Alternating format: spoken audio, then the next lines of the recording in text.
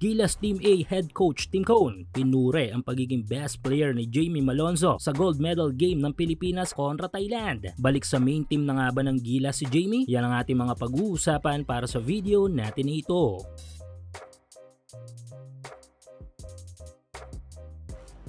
So big time win para sa Pilipinas basketball category sa last SEA Games. Though natalo tayo sa 3-on-3 ay nabigyan naman natin ng double gold medal ang Pinas sa 5-on-5 basketball men's and women's category. Lakas nun, hindi ba? At mas matamis pa ang panalong ito para sa ating lahat dahil nga sa mga biryang napagdaanan ng ating squad para sa mga labang ito. Pero maliban sa Gilas coaching staff kay Coach Norman Black at sa mga players ay may isa tayong malalaro na talaga namang nag-stand out this tournament. Ito nga'y walang iba kundi ang kaisa-isang malalaro mula sa main senior team natin na si Jamie Malonzo. Pumamada lang naman kasi sa laro si Malonzo kontra sa Thailand ng mga double-double figures, scoring 15 points, 12 rebounds at 5 steals. Si Malonzo ang isa sa mga bumago sa takbo ng laro. Gamit ang kanyang size ay tinake down nito ang opensa ng pinakamalaking player ng Thailand na si Chanatip Jakarawan. Same thing sa ginawa niya sa ace player ng Indonesia na si DMX. Alam naman siguro nating lahat ang mga pinagdaanan ni Malonzo sa kanyang basketball career nito lamang. Mula sa pagkakaban sa PBA hanggang sa pagbitaw ng biglaan sa kanya ng team nito sa Japan B-League. Tapos naidagdag pa dyan ng tila pagbaliwala na lang sa kanya ni Coach Tim Cone kung sana umabot pa nga sa puntong nilimitahan ng gusto ang mga minuto nito sa laro sa Gilas. Pero ito nga tila may nasisilip tayong pag-asa sa muling pagbabalik ng dating masiglang karir ni Malonzo. Nito lang ay pinure si Jamie ni Coach Tim. Ayon dito ay narinig niya daw na nito lang bago lumaro sa SEA Games si Malonzo ay may counting injury ito. Pero binaliwala daw nito ang sakit ng injury na yon. Makakalaro lang para sa Gilas. Kaya naman kinongrats ni Coach Tim si Malonzo. Noong di pa tumatawid sa billing ng Japan si Jamie ay isa ito sa mga main players ni Coach Tim sa Gin Kings na malimit din ginagamit ito sa Gilas kasabay si Scottie Thompson at Justin Brownlee na mga players niya rin sa PBA. At dahil dito muling maibalik na kaya ang playing time ni Malonzo sa Gilas at makakabalik na rin kaya ito sa PBA. Bago pa man ang SEA Games ay sinabi na ni Malonzo sa media na ang main goal nito ay maidalang ginto sa bansa. Bagay naman na kanyang nais sa katuparan.